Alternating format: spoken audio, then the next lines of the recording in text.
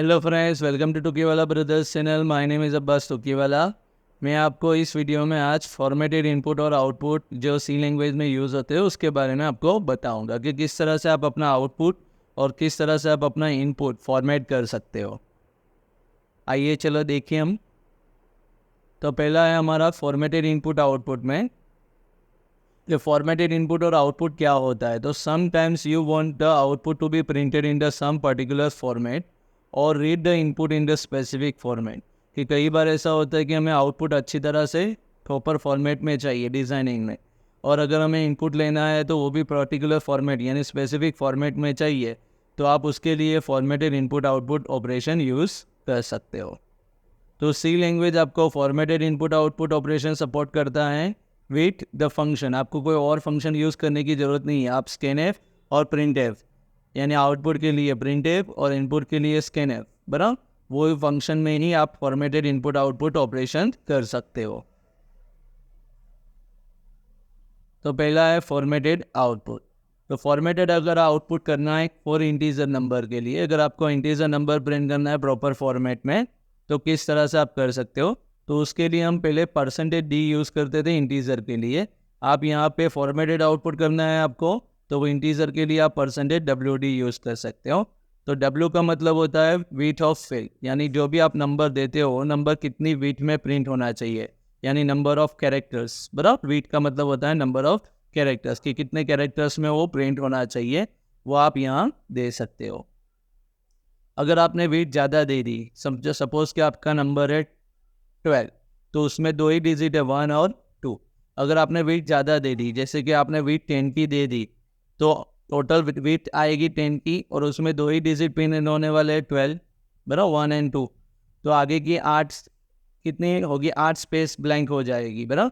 यानी अगर आपने वीट ज़्यादा दी है नंबर ऑफ डिजिट से, तो आगे क्या हो जाएगी, बिगिनिंग में स्पेस ऐड होगी, ब्लैंक स्पेस ऐड होगी। अगर आपने वेट कम दी है बराबर नंबर ऑफ डिजिट से, जैसे कि आपने नंबर दिया है 1 2 3 4 बराबर, और अगर आपने वेट 2 की दी है, हमारे नंबर में 4 डिजिट है 1 2 3 4, लेकिन आपने वेट 2 की दी है बराबर, तो ऐसा नहीं कि 2 ही डिजिट आएंगे, जो 4 डिजिट है पूरा नंबर ही आएगा, उसमें कोई डिजिट लॉस नहीं होगा बराबर। जो किस तरह से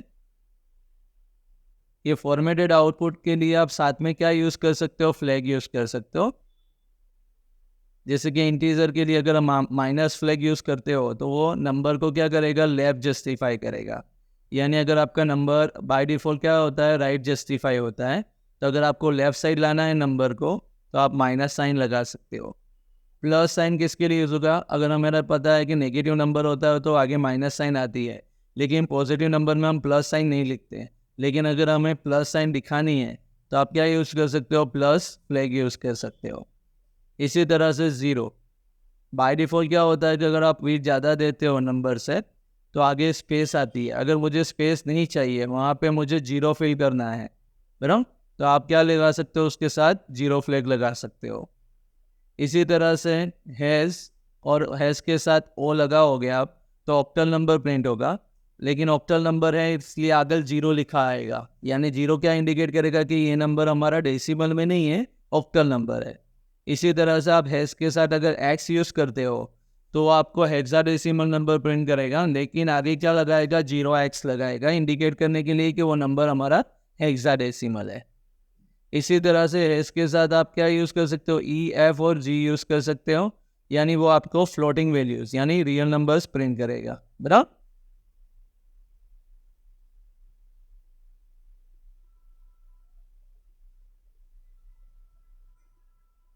तो देखो आप फॉर्मेटेड आउटपुट कर सकते हो विथ फ्लैग्स, जैसे कि हमने इंटीजर नंबर के लिए लिखा है %d बराबर, और 123 नंबर प्रिंट करवाते हैं, तो हम 123 नंबर इस तरह से प्रिंट होगा, आगे पीछे कोई एक्स्ट्रा स्पेस नहीं आएगी बराबर। ये अभी मैंने ब्लॉक में बताया है, लेकिन आउटपुट में ये ऐसे ब्लॉक नहीं आएंगे, ये समझाने के लिए मैंने ब्लॉक रखे हैं। जैसे कि आप परसेंटेज दूसरे में एग्जांपल में तो %5d लिखा आपने और नंबर आपने दिया है 123, तो 123 में 3 ही डिजिट है, तो 5d में क्या करेगा, 5 की टोटल 5 की वीट आएगी, आगे 2 स्पेस आ जाएगी। अगर आपने 2d लिखा है, तो ऐसा नहीं कि 123 में से ओनली 2 ही डिजिट आएंगे, 123 पूरा नंबर ही प्रिंट होगा। इसी तरह से अगर -5D दिया है तो नंबर हमारा क्या हो जाएगा, राइट साइड की जगह लेफ्ट साइड आ जाएगा, यानी लेफ्ट साइड 123 आएगा और राइट साइड स्पेस आ जाएगी 2। अगर आपने 05D लिखा है इस तरह से तो क्या होगा, 123 राइट साइड ही रहेगा लेकिन आगे स्पेस की जगह 0 फिल होगा। इसी तरह से अगर आपने +5D लिखा है तो 123 पॉजिटिव नंबर है यानी प्लस साइन आएगा। ऑलरेडी 4 प्लेसेस यूज़ हो गई है तो आगे एक ही स्पेस आएगी। इसी तरह से अगर आपने है %5x लिखा है तो 123 को वो कन्वर्ट करेगा हेक्साडेसिमल में, तो 123 का जो हेक्साडेसिमल नंबर होता है वो होता है 7B। तो आगे 0x लिखा आएगा यानी 0x7B, यानी 4 प्लेसेस यूज़ हो गई है तो आगे एक स्पेस आ जाएगी। उसके बाद है अगर आप कैपिटल X लिखते हो तो 7B स्मॉल की जगह वो कैपिटल में आएगा, X भी आपका कैपिटल में आएगा। इसी तरह से अगर आप -5x लिखते हो तो आपका जो नंबर होगा वो लेफ्ट जस्टिफाई हो जाएगा, राइट साइड स्पेस आएगी। और देखो लास्ट में #5O लिखा है, O यानी ऑक्टल नंबर प्रिंट करने के लिए। तो 123 को हम ऑक्टल नंबर में कन्वर्ट करते हैं तो उसका आंसर आता है 173, यानी 173 ऑक्टल नंबर है। अगर ये ऑक्टल नंबर में प्रिंट हो रहा है इसलिए आगे 0 आ रहा है ना, तो वो इंडिकेट करेगा ये ऑक्टल नंबर है। समझ में आया? तो इस तरह से आप इंटीजर का फॉर्मेटिंग कर सकते हो। अब फॉर्मेटेड आउटपुट की बात करें फ्लोट वैल्यू के लिए तो उसमें %W.pf यानी W यानी फिल विथ देगा आपको और P यानी कितने number of digit decimal point के बाद आने चाहिए वो इंडिकेट करेगा। इसमें हम फॉर्मेटेड आउटपुट किस तरह से कर सकते हैं फ्लोट नंबर में, तो देखो पहला है %f 123.3658। अभी मैंने जो पॉइंट फ्लोटिंग नंबर लिखा है उसमें पॉइंट के बाद 4 डिजिट है।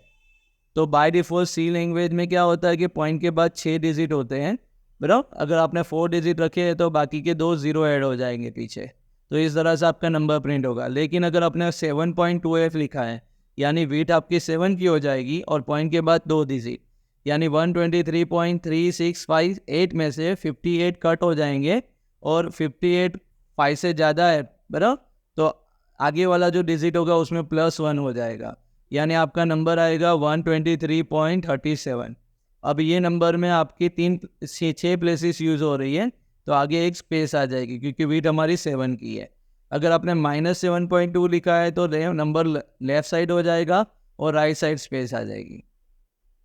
इसी तरह से अगर आपने 11.2e लिखा है तो ये आपका नंबर है वो एक्सपोनेंशियल फॉर्म में कन्वर्ट होगा। एक्सपोनेंशियल फॉर्म में क्या होता है कि एक ही डिजिट के बाद पॉइंट आता है, तो हमारा जो 123.3658 है उसमें पॉइंट आपका क्या होगा, लेफ्ट साइड मूव होगा डेसिमल पॉइंट, यानी 1.233658 होगा। लेकिन यहाँ पे हमें लिया है कि 11.2 यानी वीट 11 की है और पॉइंट के बाद 2 ही डिजिट चाहिए, यानी 1.23 रहेगा। एक्सपोनेंशियल यानी e⁻² यानी 10⁻02 यानी 10⁻2 यानी एक्सपोनेंशियल फॉर्म में आ जाएगा और टोटल 8 स्पेस ऑक्यूपाई हो गई है तो बाकी की 3 ब्लैंक आएगी। इसी तरह से 123.3658 लिखते हैं हम तो ये पॉइंट आगे आ जाएगा लेफ्ट साइड में एक डिजिट के बाद ही, यानी 1.233658 यानी पॉइंट के बाद हमारे 6 डिजिट हो गए हैं, बराबर, और E+02 इस तरह से आपका नंबर प्रिंट होगा। +02 का मतलब 10⁻², बराबर, क्योंकि अगर हम पॉइंट लेफ्ट साइड मूव करेंगे तो आपका 10⁻² यानी जो रेज होता है 10 का वो पॉजिटिव होता जाएगा, अगर राइट साइड मूव करते हैं तो नेगेटिव होता जाता है, जो हमने मैथ्स में अच्छी तरह से पढ़ा भी है। अब फॉर्मेटेड आउटपुट में बात करें कैरेक्टर के लिए तो कैरेक्टर के लिए आप %WC लिख सकते हो। W का मतलब होता है फील्ड रेट। तो अगर हम %C लिख के ए कैरेक्टर को प्रिंट करते हैं, देखो कैरेक्टर यानी सिंगल कोटेशन में लिखा जाएगा तो सिंपल ए कैरेक्टर प्रिंट होगा। लेकिन अगर आपने %3C लिख के ई को प्रिंट किया तो 3 की वीट आएगी, आपका जो कैरेक्टर होगा वो राइट साइड आएगा, आगे 2 स्पेस आएगी। अगर आपने -3C लिखा है तो वो लेफ्ट साइड आ जाएगा। ओके, उसके बाद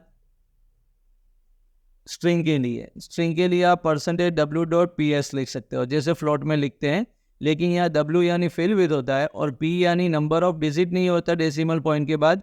यहाँ P का मतलब होता है number of character from string. String में से आपको कितने कैरेक्टर ही प्रिंट करने हैं वो आप दे सकते हो। तो जो है इस तरह से अगर हमने राज मल्होत्रा लिखा है % करके तो राज मल्होत्रा आपका प्रिंट होगा। अगर %20s लिखा है तो टोटल 20 की बीट आएगी। जो राज मल्होत्रा है वो राइट साइड आ जाएगा और आगे लेफ्ट साइड स्पेस आएगी, बराबर। तो राज मल्होत्रा में जितने कैरेक्टर्स होंगे वो राइट साइड आएंगे और बाकी की जो 20 में स्पेस बचती है यानी 20 की जो प्लेसेस बचती है 20 कैरेक्टर्स में तो वो लेफ्ट साइड आ जाएगी। समझ में आया? इसी तरह से अगर 20.3s आपने लिखा है तो 3s का मतलब होगा कि पॉइंट के बाद यानी 3s पॉइंट के बाद अगर आपने 3s लिखा है तो उसका मतलब है कि राज मल्होत्रा में से मुझे पूरा राज मल्होत्रा प्रिंट नहीं करना है, उसमें से 3 ही कैरेक्टर प्रिंट करने हैं। तो कितने कैरेक्टर्स आएंगे? ओनली 3 कैरेक्टर्स आएंगे राज, और बाकी की आपकी 17 3 कैरेक्टर तो आपके प्रिंट हो गए, बाकी की 17 आपकी क्या आएगी? स्पेस आएगी। इसी तरह से अगर आपने -20s लिखा है राज मल्होत्रा तो उसमें क्या होगा कि जो माइनस लिखोगे तो आपका जो स्ट्रिंग होगी वो लेफ्ट जस्टिफाई हो जाएगी और राइट साइड क्या आएगी? स्पेस आएगी, बराबर। तो इस तरह से हम कर सकते हैं। टोटल 20 की बीट में प्रिंट होगा ये, क्योंकि हमने साइज दी है उसमें बीट दी है 20 की। अब ये हमने बात की थी स्टैंडर्ड आउटपुट की, बराबर, यानी फॉर्मेटेड आउटपुट की। अब बात करते हैं फॉर्मेटेड इनपुट की। तो फॉर्मेटेड इनपुट कब यूज होगा? कि जब आपको वैल्यू कीबोर्ड पे से रीड करनी हो तब। उसका एग्जांपल देखते हैं कि जैसे कि स्कैनफ फंक्शन में फॉर्मेटेड इनपुट के लिए हम स्कैनफ फंक्शन यूज करेंगे। तो अगर स्कैनफ फंक्शन में मैं देता हूँ कि %3d %5d और पहला नंबर n1 में जाना चाहिए और दूसरा नंबर n2 में। तो अभी यहाँ मैंने स्पेस दी यानी वेट दे दी है कि मेरा पहला नंबर जो n1 है उसकी मैक्सिमम वेट होगी 3 की, यानी उसमें आप मैक्सिमम डिजिट 3 एंटर कर सकते हो, 3 मैक्सिमम डिजिट एंटर कर सकते हो, उससे ज़्यादा डिजिट एंटर नहीं कर सकते। और n2 में मैंने वेट दे दी है 5d, यानी वो मैक्सिमम कितने डिजिट एक्सेप्ट कर सकता है? 5 डिजिट। तो अगर मैं इनपुट दूँ 123 स्पेस करके 5 4 3 2 1 तो पहले 3 डिजिट n1 में चले जाएंगे यानी 123, और दूसरे 5 डिजिट है 5 4 3 2 1 ये नंबर चला जाएगा n2 में। लेकिन अगर मैंने गलती से 5 4 3 2 1 पहले दे दिया फिर वो स्पेस करके 123 दी है तो उसमें से क्या होगा कि पहले जो नंबर है n1 उसमें मैक्सिमम 3 ही डिजिट अलाव है, यानी 5 4 3 2 1 बराबर 44,321 में से आगे के 3 डिजिट ही वो n1 को असाइन करेगा, यानी 543 नंबर n1 को असाइन होंगे।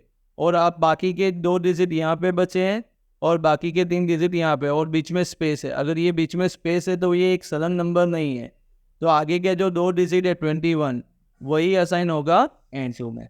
तो इस तरह से आप फॉर्मेटेड इनपुट स्पेसिफाई कर सकते हो कि आपको कितने मैक्सिमम डिजिट चाहिए। ओके, तो अगर आपको ये वीडियो भी अच्छी तरह से समझ में आ गया हो तो आप ये वीडियो को लाइक कीजिए और अपने फ्रेंड्स में शेयर भी कीजिए। और ऐसे ही ना और वीडियो यानी और नॉलेज आपको चाहिए प्रोग्रामिंग के लिए तो आप हमारे चैनल को सब्सक्राइब कीजिए और बेल आइकन को जरूर प्रेस कीजिए, जिससे आपको जो भी नए वीडियोस हम अपलोड करेंगे आपको उसकी नोटिफिकेशन मिलती रहे। Okay, good bye.